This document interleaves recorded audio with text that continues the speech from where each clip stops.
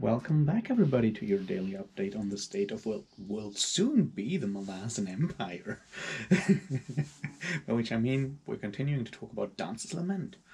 And to be precise, chapters 10 to 14 or 15. I'm kind of confused right now. I think chapters 10 to including 15.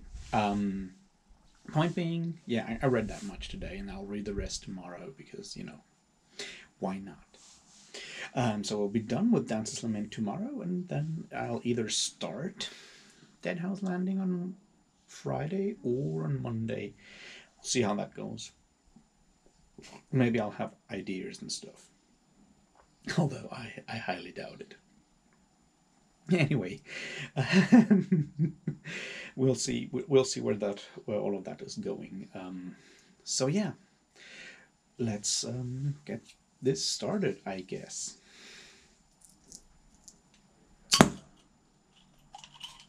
Yeah. Cheers.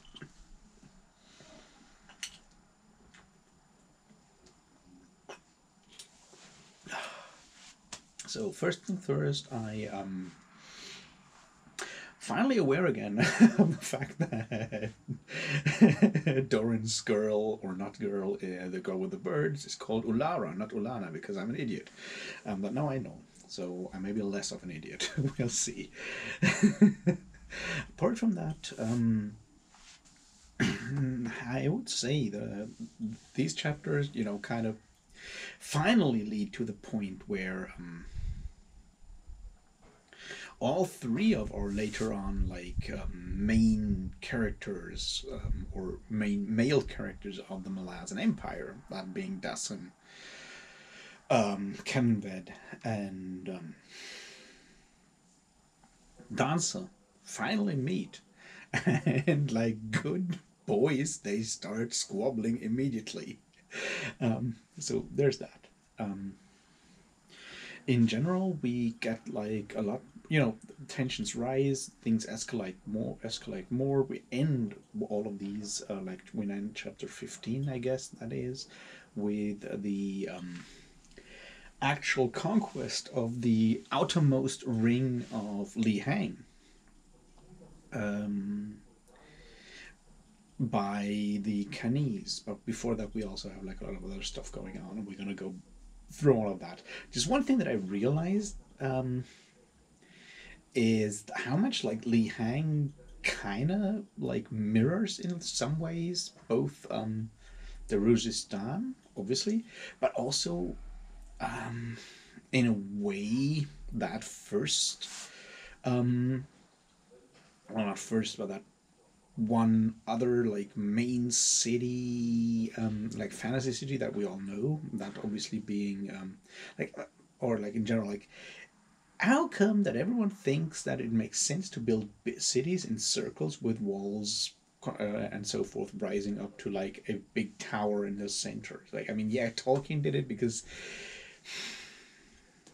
Minas Tirith does not have to, actually conform to any realistic city building. But I'm not an architect, obviously, but the medieval cities that I know do not have like circular walls, one outside of the other, as such, with like the nobility in the center and all of that. And Li Hang even has like a tower. It's not the Tower of Ecthelion, obviously, but maybe it's the Tower of Shalmanat. But just the thing that I realized that like having concentric walls and is just something that we find a lot in fantasy city descriptions. Not so much in like real cities. I mean, you usually have like a wall, and then you maybe have another wall later on, but I don't know. Just something that I realized today. What else is interesting and important?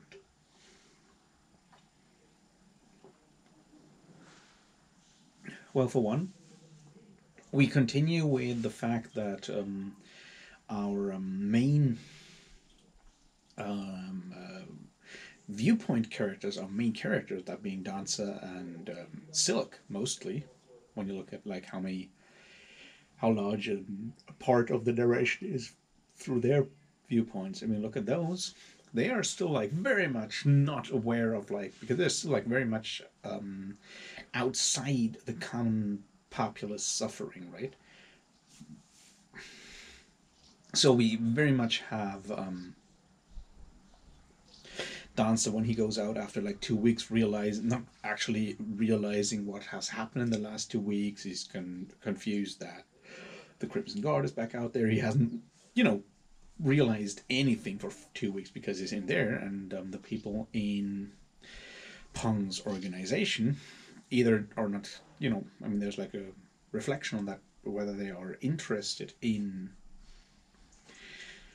the city or not. And this is something that I guess we need to look at once again, that being that the criminal element and to a certain point also the upper class or the highest elite are so far detached from everyday life for a lot of reasons. One of them obviously being monetary wealth, wealth and power. And I guess, and that's sort of like where the political part comes in, is also a very much the disregard for the rules of society. Because what defines a criminal obviously is that they don't care about the more or less arbitrary rules of a society or the morality of a society. We spoke about that yesterday for a moment with Danza, right? That he doesn't care about morality, but only about his like inner personal sense of integrity, and it's great that he has one of those.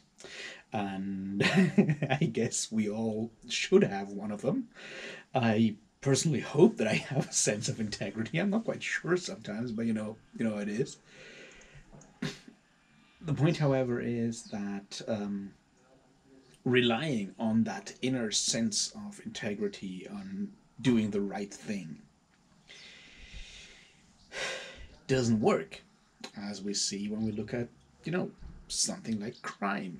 Because that sense of like trying to get as much ideas like things like greed and lust for power and all of that shit are like very strong in most people, stronger in some than in others. We're obviously aware of, but the idea that we might need some external ideas or rules, or yeah, some external ideas to prevent those drives from taking over and destroying a larger group of people altogether. There's reasons why we have those ideas. Obviously you can go like the Thomas Hobbes way with that, or you can go all kinds of other philosophical routes when you look at like why, like how people then deal with the fact that we can't rely on everyone being a decent person with a personal integrity. Which obviously, on the other hand, we're talking about an assassin in the case of Dancer, right? Dancer's an assassin. He kills people. Ideally, he wants to be paid for killing people. So personal integrity only goes so far. I guess that's like the other bit there that we see him. What we need to figure out here, I guess, especially when we see the Dancer that we meet in later books of the Malazan Book of the Fallen, we still need to figure out how that somehow, even caring God in a way, very human God who doesn't just like play with everyone, how he actually becomes that person. Because right now he's pretty far away from that. It's like he has his personal honor and integrity going, but that's about it. He doesn't care about the people. He starts caring about Ulara, and that's sort of, I guess, the interesting point there.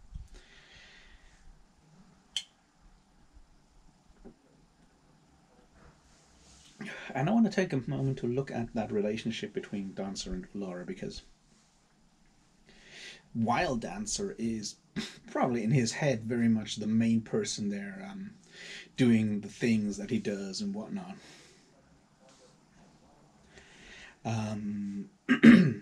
while he thinks all of that, he still very much is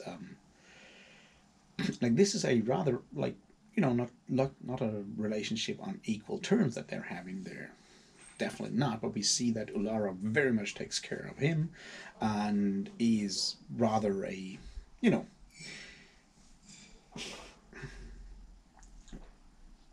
while she can't just leave her house, her home, for reasons, she does have a lot of agency, especially with stuff like her birds, who seem to, you know, help her and stuff, and so forth. So for what is still something of a teenage relationship, it is very much not a one-sided relationship thing going on there. Although we'll see where all of that is going. What else should we look at? We need to look at like the whole like Pung situation, the end of that Pung situation of Dancer trying to kill Pung because Pung is trying to kill Dancer, and the whole, you know, thing there. Yeah, Pang and his crew are obviously greedy bastards. Well, we knew that before. They're also very much inhuman, and this I feel is the interesting or important bit there. Like, those are not criminal masterminds. They're just thugs. Even their boss is just a thug with like no vision whatsoever. Because we have that trope of the criminal mastermind and all of that, but these are not those. These are just like henchmen and nothing more. Even Pung doesn't rate much above that, and such people tend to be rather cruel, because like the idea is that if you're aware of your like intellectual limits and limitations, and you have basically two ways to deal with that. One of them is to accept it, and I hope I have accepted my intellectual limitations. And the other one is to fight as hard as possible to put everyone who might endanger your status, to put those people down in the most brutal ways. Pong chose that way to go. Now we'll still have to see where that goes with people like Dancer, because so far he doesn't really accept her limitations. Neither does Kellenved Vu, but you know. Yeah. One thing though that I found really fascinating is like we learn more about Vu as a mage of many talents. Apparently he has access to Shadow. We'll come to that in a moment. But he also does illusions, and I found that was just a really cool thing. Like when the three march up during the religious procession, the procession of Burn, and they march up to the gate, and they're not allowed in, and the and the city mages are about to arrest them, and then Wu just conjures up the illusion of Nightblades, the assassins flying in, and they flee during that chaos, which so far fun and really cool. Very much the kind of thing that sounds very much like something that might have happened during a role-playing game session. That's like the kind of thing we see there as well. And especially that line from Dancer afterwards from Doran, who's like, you know, one thing though, Nightblades don't say get that man, because they already know who to get when they enter a fight.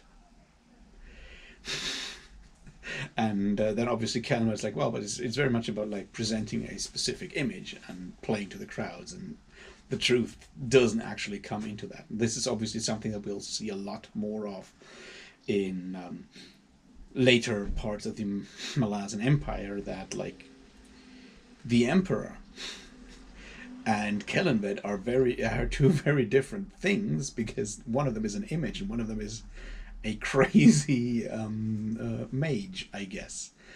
So that one just like was like really a lot of fun to see and whatnot.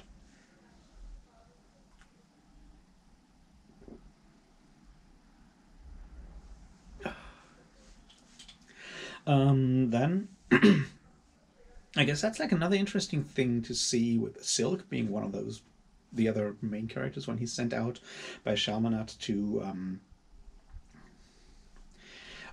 forage. as they say, which means he rides out with a troop of soldiers, and they just like basically rob everyone in the village that they can reach. And he doesn't care about it. And it's even described, right? They go there, they do all the things that soldiers do. And at least on paper, these are like there's, those are subject villages to Li Hang. Those are their own people, but soldiers, soldiers being soldiers, go in, rape and pillage, as they say. And Silk just is annoyed by it, but not because it's morally wrong, but because he is just bored and upset by their like brutality, but by their like, yeah, almost because they're like they behave like common people. He doesn't like them. We spoke about that yesterday already, the common people thing. So first of all, we see a side here that we haven't seen before, because up to that point, it was pretty clear that the good guys are the guys in Li Hang, because they are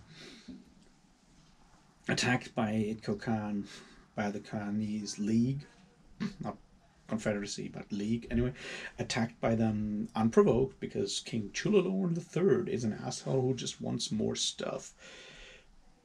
Now we realize that nope, those are also the soldiers are just here as well are problematic, and we're going to see more, I guess. Well, more about that, but it's like one of those things that we see later on with the Malazan the Malazan armies and the Malazan Marines, especially, that you don't go in and do that and just like go and pillage and rape in that way, even though you may just be the more forceful side here, have more power. That's just not how you do that, which comes down to that whole Dasem speech on a uniform, and how that discipline and honor kind of helps you not succumb to all the trauma that you rack up by going around killing people all the time. So yeah, there's that part. It obviously ends with the big fireworks, Silk becoming more magey and wizardy by actually accessing or almost accessing Leosan or Thirlan, Kuralt Thirlan, and burning a ton of people. And we meet more Crimson Guard people. We find out how the Red Duke is very much a cliche.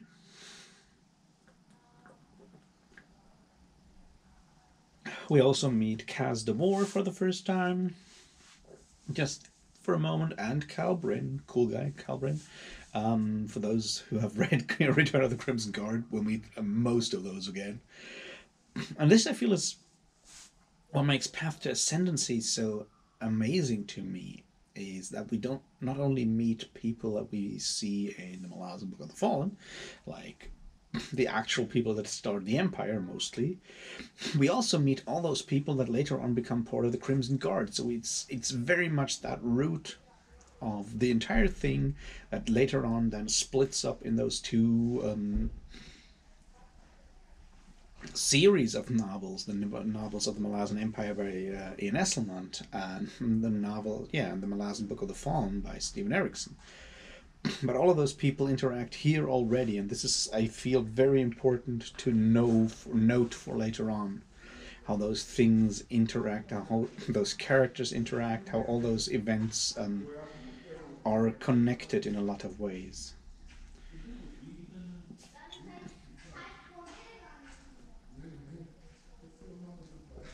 Because that's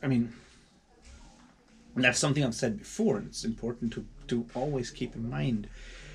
With all those books, the Carcanas trilogy, the Malazan Book of the Fallen, now the God is Not Willing, the novels of the Malazan Empire, and Path to Ascendancy, all of those like stories are connected in all kinds of ways.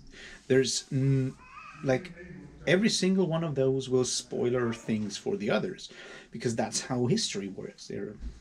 They tell like a history of a world. It's like you can focus on just the Malazan Empire, and then you won't, and that all this other stuff is out there. It's like the same thing when you focus on, say, European history. You know that stuff that happens in Asia and in Africa and in America, depending on your time, is important, and it happens out there. And stuff that happened in, say, ancient history was important for what happens in medieval times and so forth. You know all of that stuff. You just focus on one thing specifically for this moment, but all those connections are always there. And what is so amazing for me about the entire Malazan universe is that Cam Esselman and Stephen Erickson managed to do that in such like reproduce that in such a like amazing way that feels real. So like, you know, to use that word again, there's like a lot of verisimilitude here. All right, let's continue with other stuff that we missed so far.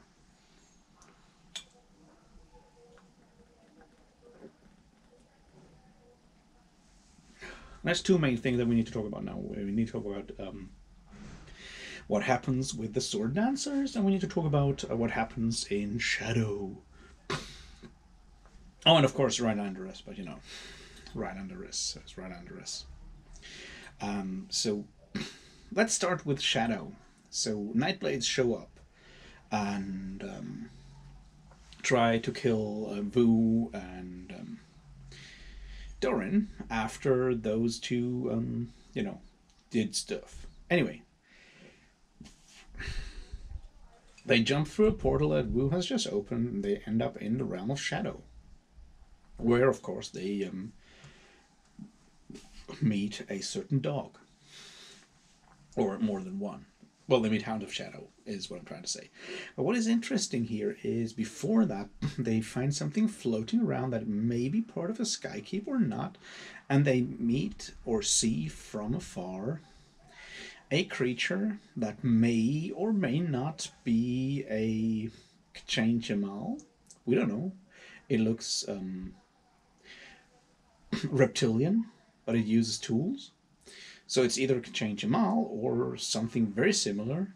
I don't want to go as far as to claim that it may just be a certain Azathanai wearing a Chain Jamal shape, but kind of interesting that they just like run past that person and that person just drifts away, and then they have to flee and they end out there, and then, you know, all of that stuff happens. But the idea that you finally go to that world of Emerald, which once again no one was expecting that anyone could go there, because up until this point Emerald was apparently completely lost. You know, we knew that Tist Edur had left and so forth. And we have that conversation between Shalmanat and Sister of Cold Night, the later Night Chill, as you all know, who is certainly an Azathanai.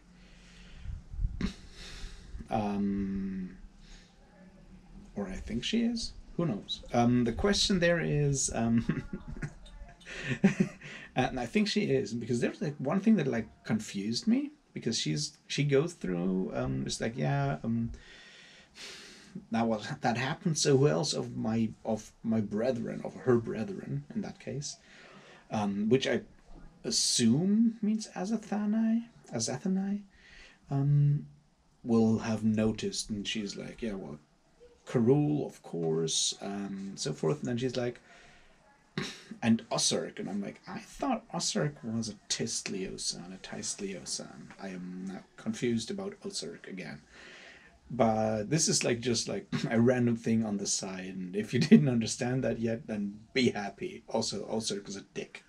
But that's a different thing. We still find like interesting aspects about Shalmanat, who I still don't believe we have met yet. Or I'm just like, my reading of Forged Darkness and Fall of Light was just like very sloppy, which is possible, even probable at this point. But yeah, we don't know. But apparently she wasn't that important, because Sister of Cold Night thinks that like maybe Anomander Rake won't even remember her, so there's that. But there might be consequences, and I guess this is the interesting thing there. There will be consequences coming from Kellenvet, opening or breaking into the realm of shadow.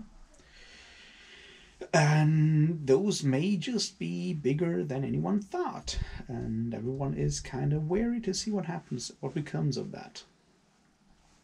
So let's look into the other two things that happen. One of them is that the city majors are finally capture Rylandaris and put him into that sarcophagus down under the city.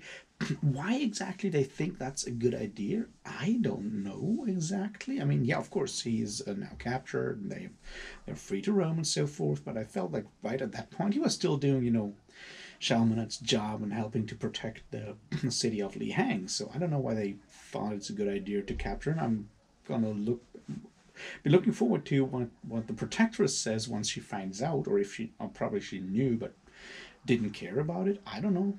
It's a weird thing. Anyway, Rylandaris is now captured and can probably be, well, presumably be released on the wish of whoever wants to do that.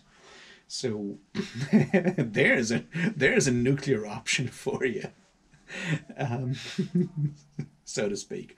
Um, but while they're doing that, because of the small argument between the Crimson Guard and Silk, it seems that Kaz Devore, being young and an asshole, uses that chance to tell the Canese that this might just be a really, really good time to actually attack the city, which they do. And the sword dancers start from the inside and kill people and break open the door. And then I don't want to say they lose their discipline, but they kind of let emotions overrule them, which costs them a bunch of lives. Because their commander gets killed by a crossbow bolt, and then everyone just runs amok and kills a lot of people, and almost everyone dies. And it'll be interesting how that will affect the psyche of Eco, who is very much about honor and stuff like that. And I don't think it's too honorable what they did there. I mean, right now she is still, and this is something that we haven't talked about yet. I feel we will probably talk about it more tomorrow. I hope so. Otherwise, I'll just, say a bit about it right now. But the point is that the honor of someone, and this is, I guess, in theory, with all kinds of feudalism, a thing. But I feel it comes across really strong with the sword dancers, and especially Eco and her way of expressing that honor and so forth. But the point is that if you're sworn to a person above you, which technically as a knight who makes their oath of fealty, you are to your king and so forth, a large part of your identity and your personal integrity, especially integrity is the word that I was looking for here, integrity is bound up with that person's integrity, which we see on the other hand also with what's his name, dancer Doran. He signs on with Pong and he starts to feel really bad and really shitty because his personal integrity goes way against what Pong stands for. But as soon as he's oh, my crow's back, cool. Because he's because his integrity gets kind of dirtied by Pang being the terrible human being that he is. So we see that on that lower level, but with Eco, her serving King Chulalorn III, and everyone everyone that bound that band is way stronger between her and presumably the other sword dancers, and the integrity, honor, and whatnot of that family and that king. So the question is, if that leader, that glorious leader, does something terrible or immoral, how does that affect your integrity and your feelings of self-worth and yes, all of that. And we also have the same thing there with in a way with the Silk and Shalmanat, although Shalmanat so far has done very little to make Silk question anything, because Silk is also not the smartest mage in the draw there. We'll see how that continues. But yeah, that's sort of the conflict, or the crisis that we're coming to tomorrow will be, how does all of that resolve? Who will live? Who will die? Will our good buddy Dancer go through with his mad plan to assassinate King Chulalorn, which he has kind of mentioned at this point? And what will happen then? Well, I don't know yet. Well, I do, but I'm kind of hazy on it, so I'm looking forward to finding out again. And I'll talk about it tomorrow morning, probably afternoon. And until then, have a great Wednesday evening, and talk to you tomorrow. Cheers.